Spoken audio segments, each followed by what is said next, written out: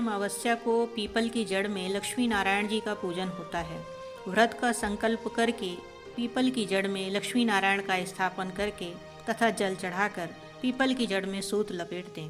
भगवान का ध्यान करके पत्र, पुष्प, फल, मिष्ठान, वस्त्र तथा गंध आदि अर्पण करें। फिर हाथ जोड़कर प्रेम पूर्वक प्रार्थना करके आरती करें तथा पीपल की 108 प्रदक्षिणा करें। ऐसा करने से भगवान पुत्र, पौत्र, धन, धान्य तथा सभी मनोवांछित फल व्रती को प्रदान करते हैं। आइए जानते हैं सोमवती व्रत की कथा किस प्रकार से है। सूत जी बोले कि शरशैया पर पड़े हुए पितामह भीष्म जी के समीप जाकर धर्मात्मा युधिष्ठिर प्रणाम करके हितकारी वचन बोले। युधिष्ठिर बोले कि भीमसेन के कोप से मुख्य दुर्योधन इत्यादि कौरव मारे गए और अब सब राजाओं को युद्ध में अर्जुन ने मार डाला। दुर्योधन की बुरी सलाह से मेरे कुल का नाश हो गया। अब बालक, वृद्ध और दुखी मनुष्यों को छोड़कर कोई राजा रह ही नहीं गया। भरतवंश में केवल हम 5 भाई ही शेष हैं। यद्यपि हमारा अब एक छत्र राज्य है, किंतु मुझे यह अच्छा नहीं लगता। अपना जीवन भी मुझे अच्छा नहीं लगता। भोग में कुछ प्रीति नहीं है। वंश का नाश देखकर मेरे हृदय में दिन रात संताप रहता है। उत्तरा के गर्भ का बालक भी अश्वत्थामा के अस्त्र से जल गया। इस कारण इस पिंड विच्छेद को देखकर मुझे दुगना दुख हो रहा है। हे पितामह, अब आप ही बताइए कि मैं क्या करूं और कहाँ जाऊं, जिससे मैं शीघ्र ही चिरंजीवी संतति को प्राप्त होऊं। भीष्म जी बोले कि हे राजन, सुनो, मैं तुम्हें व्रतों में एक उत्तम व्रत बतलाता हूँ, जिसके करने मात्र से चिरंजीवी संतान की प्राप्ति होगी।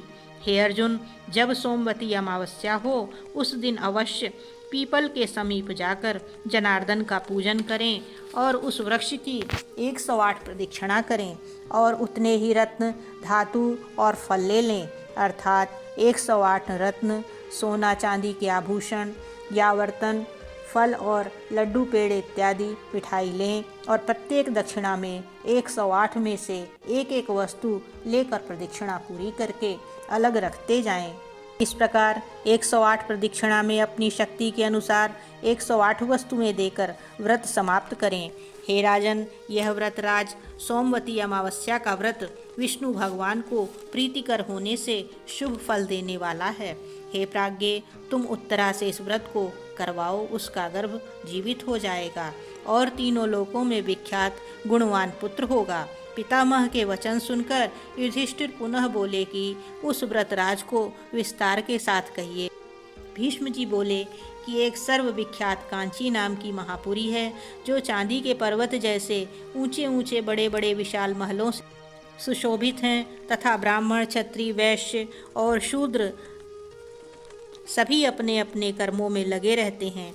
वह नगरी रूप और चातुरी में प्रवीण वेश्याओं से सुशोभित है, जैसी कि कुबेर की अलकापुरी या इंद्र की अमरावती, अग्नि की अत्यंत तेजोवती महापुरी के समान वह नगरी रत्नों से भरपूर है। वहाँ का बड़ा पराक्रमी रत्नसेन नामक राजा था। उसके राज्य में देवस्वामी नामक एक ब्राह्मण निवास करता था। उसकी रूप लावण्यवती धनवती नाम की एक सुंदर स्त्री थी। उस लक्ष्मी स्वरूपा स्त्री का जैसा नाम था, वैसा ही उसमें गुण भी था तथा उसके 7 गुणवान पुत्र थे। हे राजन, उसके गुणवती नाम की सुंदर कन्या भी थी। वे 7 पुत्र अपनी अपनी स्त्रियों के साथ सुखपूर्वक विहार करते थे, किंतु कन्या भी अपने तुल्य पति की चाहना में कुमारी ही रही। इसी बीच में कोई ब्राह्मण भिक्षा के लिए आ उपस्थित हुआ। वह ब्राह्मण अपने तेज से अग्नि के समान प्रदीप्तमान था। उसने द्वार पर आकर आशीर्वाद दिया। स्वामी की 7 पुत्र वधू शीघ्र ही उठ खड़ी हुई और प्रत्येक ने अलग अलग उस ब्राह्मण को भिक्षा दी। उसने उन सबको सौभाग्य संपत्ति के साथ अचल सुहाग का आशीर्वाद दिया। पीछे माता ने गुणवती को भी भिक्षा देने के लिए भेजा। उस कन्या ने भी ब्राह्मण के चरणों का अभिवादन करके भिक्षा दी। इस पर उस ब्राह्मण ने उसे भी आशीर्वाद दिया, हे शुभे, तुम धर्मवती हो। इस विस्मयुक्त आशीर्वाद को सुनकर गुणवती घर चली और उस ब्राह्मण ने जो आशीर्वाद दिया था उसे माता को सुनाया। उस आशीर्वाद को सुनकर माता धर्मवती पुत्री का हाथ पकड़कर द्वार पर आई और उस ब्राह्मण को पुत्री से पुनः प्रणाम करवाया, किंतु ब्राह्मण ने फिर वही आशीर्वाद देकर उन्हें संतोष दिया। आशीर्वाद सुनकर धनवती फिर चिंतित हो बोली कि हे भगवान, आप प्रसन्न होकर मेरी बात सुनिए और यही बार बार आप आशीर्वाद दे रहे हैं। हे विप्रशी, इस आशीर्वाद के प्रयोग करने का कारण यथार्थ से कहिए। ब्राह्मण बोला कि हे धनवती, तू धन्य है, तेरा उत्तम चरित्र भूमंडल में प्रसिद्ध है। मैंने तेरी पुत्री को यथायोग्य ही आशीर्वाद दिया है। यह विवाह के समय सप्तपदी के बीच में ही विधवा हो जाएगी। इसलिए हे शुभे, इसे धर्माचरण ही करना चाहिए। इसी कारण मैंने इसे यह आशीर्वाद दिया कि हे शुभे, तू धर्मवती हो। यह सुनकर धनवती चिंता से व्याकुल हो गई और बारंबार प्रणाम कर दीन वचन में बोली। धनवती ने कहा कि हे विप्रेंद्र, यदि आप इसका कोई उपाय जानते हैं तो आप दया करके शीघ्र कहिए। ब्राह्मण बोला कि हे सुंदरी, यदि तेरे घर सोमा आ जाए तो उसके पूजन मात्र से ही इसका वैधव्य मिट सकता है। धनवती बोली, आपकी बताई हुई सोमा कौन है और वह क्या जाति है और कहाँ रहती है, जिसके आगमन मात्र से ही वैधव्य का नाश हो जाएगा। हे महाभागे, आप उसे कहिए, मैं समय बढ़ाना नहीं चाहती। ब्राह्मण बोला कि वह सोमा जाति की धोबन है, उसका निवास स्थान सिंघल द्वीप में है। यदि वह तेरे घर में आ जाए तो वैधव्य का नाश हो जाएगा। ऐसा कहकर वह ब्राह्मण अपने दूसरे स्थान पर भिक्षा लेने के लिए चला गया। तब धनवती भी अपने पुत्रों से बोली कि हे पुत्रों, तुम्हारी इस सुंदर गुणवती बहन के भाग्य में वैधव्य है, किंतु सोमा के आगमन मात्र से ही इसका वैधव्य मिट जाएगा। अस्तु, जिस पुत्र में पिता की भांति और माता के वचनों का गौरव हो, वह अपनी बहन को साथ ले जाकर और सोमा को शीघ्र ही ले आवे। पुत्र बोला कि हे माता, हम लोगों को विदित है कि तुम्हारा मन पुत्री के स्नेह में बहुत आसक्त हो गया है। इसी कारण पुत्रों को दूसरे दुर्गम देश में भेज रही हो, जिसके बीच में 400 कोष के विस्तार का दुस्तर समुद्र है। हम में वहाँ जाने की शक्ति नहीं है, हम वहाँ जाकर दुख नहीं सह सकते। देव स्वामी बोले, यद्यपि मेरे 7 पुत्र हैं तो भी मैं पुत्रहीन ही हूँ।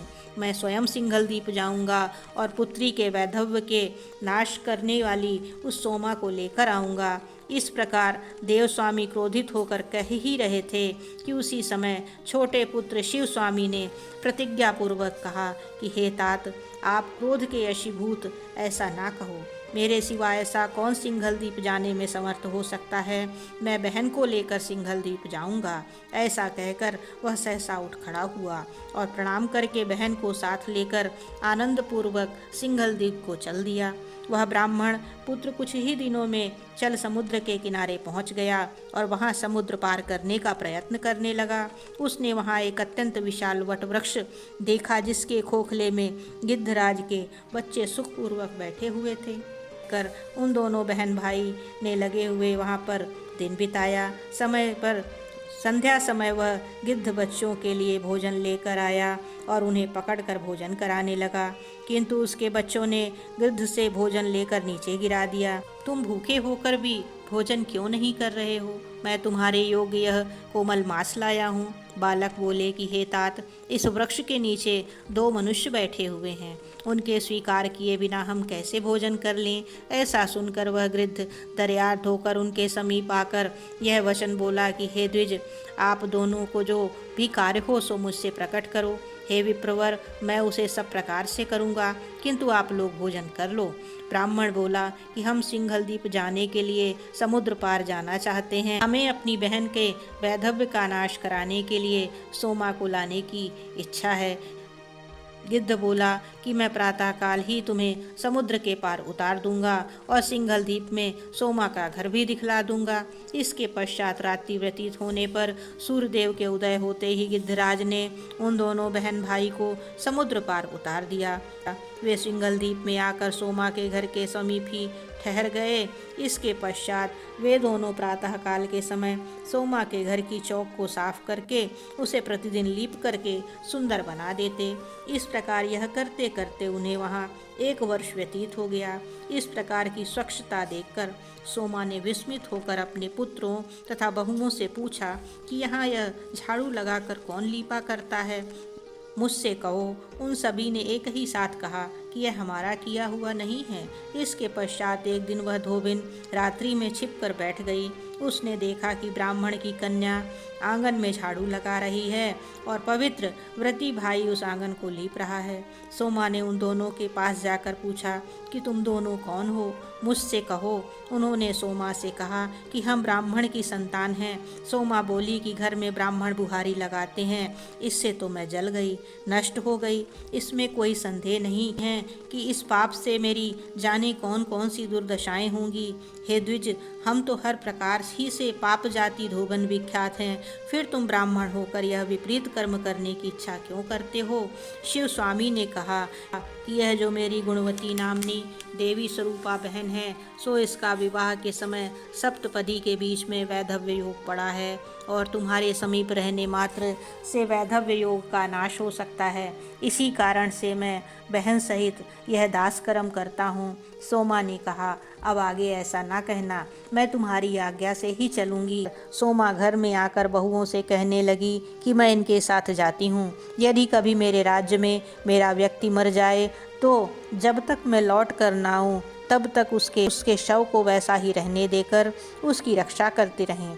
किसी के कहने से भी किसी को भी कभी जलाने न देना। यह आज्ञा पुत्र वधुओं के स्वीकार कर लेने पर वह सोमा महासमुद्र के किनारे आई और क्षण मात्र में उन दोनों भाई बहनों को पार उतार दिया तथा स्वयं भी आकाश मार्ग से उस महासमुद्र के पार हो गई। उसके प्रभाव से निमेष मात्र में ही वह सब कोई कांचीपुरी आ गए। सोमा को देखकर धनवती ने प्रसन्न हो उसकी पूजा की। फिर इसी बीच में शिव स्वामी देश देशांतर से अपनी बहन से सदृश वर लाने के लिए उज्जैनी पहुंचा और वहां से पंडित देव शर्मा के पुत्र रुद्र शर्मा ब्राह्मण को वर के रूप में ले आया, जो कि उसकी बहन के समान गुणवान था। तत्पश्चात उस धोबन सोमा ने उनका विवाह करा दिया। देव स्वामी ने शुभ नक्षत्र में अपनी कन्या गुणवती को गुणी रुद्र शर्मा के लिए दे दिया और वैवाहिक मंत्रों से हवन करवा दिया। इसके पश्चात सप्तपदी के बीच में ही रुद्र शर्मा मर गया। उसे मृतक देखकर सब बांधव रोने लगे, किंतु सोमा शांत रही। सोमा ने वहाँ सब लोगों को बहुत अधिक रोते पीटते देखकर गुणवती को शीघ्र ही व्रतराज के प्रभाव से होने वाला मृत्यु विनाशक पुण्य विधि पूर्वक संकल्प करके दे दिया। रुद्र शर्मा उस व्रतराज के प्रभाव से जीवित हो गया और सोए हुए की भांति सहसा उठकर बैठ गया। इस प्रकार से विवाह कार्य से निवृत्त हो और व्रतराज को बतलाकर सोमा धनवती से आज्ञा लेकर अपने घर को चली। इस प्रकार वह पूर्ण काम सोमा धोबन व्रत ब्राह्मण को जीवित करके प्रसन्नता से भरी हुई घर को गई। इसी बीच में उस सोमा के घर पहले उसके पुत्र मरे और फिर उसका स्वामी मरा, फिर जमाता भी मर गया। मार्ग में आते हुए उस समय मृतकों के जिलाने वाली सोमवार युक्त अमावस्या तिथि भी आ पड़ी। उस दिन सोमा ने जल के समीप ही एक बूढ़ी स्त्री को देखा, जो कि रुई के बोझ से दबी हुई अत्यंत रो रही थी। वृद्धा बोली कि हे पुत्री, मेरे सिर पर जो कोई रुई का बोझ है उसे तुम उतार दो, मैं इसके भार से अत्यंत दुखित होकर रो रही हूँ। सोमा बोली कि हे माता, आज सोमवार युक्त अमावस्या तिथि है, आज मैं रुई इत्यादि को स्पर्श नहीं करूँगी, यह मैंने नियम कर लिया है। फिर उसने मूल के भार से युक्त एक स्त्री को देखा। उसने भी कहा, इस मूल का बड़ा भारी बोझ है, इसे उतार कर तनिक ठहर जाने दें, फिर मैं भी तेरे साथ चलूँगी। सोमा बोली कि आज मैं तूल और मूल को कदापि नहीं छू सकती। इसके पश्चात नदी के किनारे स्थित एक सुंदर पीपल के वृक्ष के समीप जाकर उस महाभागा ने स्नान किया और विष्णु भगवान की पूजा करके शक्कर लेकर 108 प्रदक्षिणाएं की। भीष्म जी बोले कि जब उसने हाथ में शक्कर लेकर 108वीं प्रदक्षिणा पूरी की, तभी उसके जमाता, पति और पुत्र सभी जीवित हो गए और वह नगर लक्ष्मी से व्याप्त हो गया। विशेषकर उसका घर धन धान्य से अधिक परिपूर्ण हुआ। उसने अपने पति, पुत्र व जमाता को जीवित देखा तो वह यह सब देखकर प्रसन्न हुई, क्योंकि वह सब पूर्व में ही जान चुकी थी। अस्तु उन सबको पाकर कृत संकल्प हो गई। बहुएं बोली कि हे देवी, तुम्हारे पति, जमाता और पुत्र इत्यादि बांधव जो मर गए थे वे कैसे जीवित हो गए और वो रुई व मूल को स्पर्श नहीं किया और कैसे मृत्यु को प्राप्त हुए थे। यह सब कहो। सोमा बोली कि मैंने गुणवती को व्रतराज का पुण्य दे दिया था, उसी के फल को ही स्पर्श किया और पीपल के नीचे विष्णु भगवान की पूजा करके प्रदक्षिणा की। वहाँ मैंने शक्कर हाथ में लेकर 108 प्रदक्षिणाएं की। उसी के प्रभाव से पति जमाता और पुत्र जीवित हो गए। तुम सब भी आज इस व्रतराज को विधिपूर्वक करो, इससे कभी वैधव्य न होगा बल्कि सदैव सौभाग्य ही रहेगा। यह कहकर सोमा ने व्रतराज को अपने बंधुओं से कराया। इस प्रकार पुत्र पुत्रों के सहित उसने बहुत से भोगों को भोगा और सब परिवार के सहित वह विष्णु लोक को गई। भीष्म जी बोले, हे पार्थ, मैंने यह व्रत तुमको विस्तार के साथ सुना दिया है। युधिष्ठिर बोले, व्रतराज का महात्म और विधि क्या है? हे पितामह, जो इस व्रत को स्त्री या पुरुष किसे करना चाहिए, यह भी विस्तार से कहिए। व्रत करने वाला प्रातःकाल उठकर मौन हो जलाशय में स्नान करे। स्नान करके व्रत करने वाला रेशमी वस्त्र धारण करे। फिर हे कुरुनंदन, पीपल वृक्ष के समीप जाकर उसके मूल मंत्रों द्वारा विष्णु भगवान की पूजा करें। यह विष्णु भगवान की पूजा का मंत्र है। हे व्यक्ति और अव्यक्त स्वरूप वाले, सृष्टि स्थित और संहार करता आदि मध्य और अंत से रहित विष्टर्षवश विष्णु भगवान आपको बारंबार नमस्कार है। मंत्र से पीपल का पूजन करें। यह अश्वत्थ की पूजा का मंत्र है। मंत्र का अर्थ है, हे अग्नि के वास स्थान और गोविंद के सदैव आधारभूत अश्वत्थ, मेरे संपूर्ण पापों को हरो। हे वृक्षराज, तुम्हें नमस्कार है। यह प्रदक्षिणा करने का मंत्र है। हे अश्वत्थ, तुम मूल में ब्रह्म रूप, मध्य में विष्णु और विष्णु स्वरूप हो। तुम्हें बारंबार नमस्कार है। तुम्हें बारंबार नमस्कार है। इस प्रकार पूजन विधिवत समाप्त करने के पश्चात प्रदक्षिणा करें। मोती, सोना, चांदी, हीरा और मणियों को लेकर कांसे के पात्र तथा तांबे के पात्रों से भक्ष्य खाने योग्य पदार्थ भरकर अलग अलग एक एक पात्र उठाकर पीपल की प्रदक्षिणा करें। जब तक 108 प्रदक्षिणाएं ना हों तब तक प्रदक्षिणा करते रहें और फिर यह द्रव्य गुरु अथवा ब्राह्मण को दे दें। इसके पश्चात सोमा की संतुष्टि के लिए सुहागन स्त्रियों का पूजन करके ब्राह्मणों को अन्नदान करें। फिर स्वयं मौन होकर भोजन करें। हे राजन, यह मैंने व्रतराज की विधि तुमसे कही। द्रौपदी, सुभद्रा और उत्तरा से इस व्रत को करवाओ। उत्तरा के गर्भ का बालक अल्प समय में ही जीवित हो जाएगा।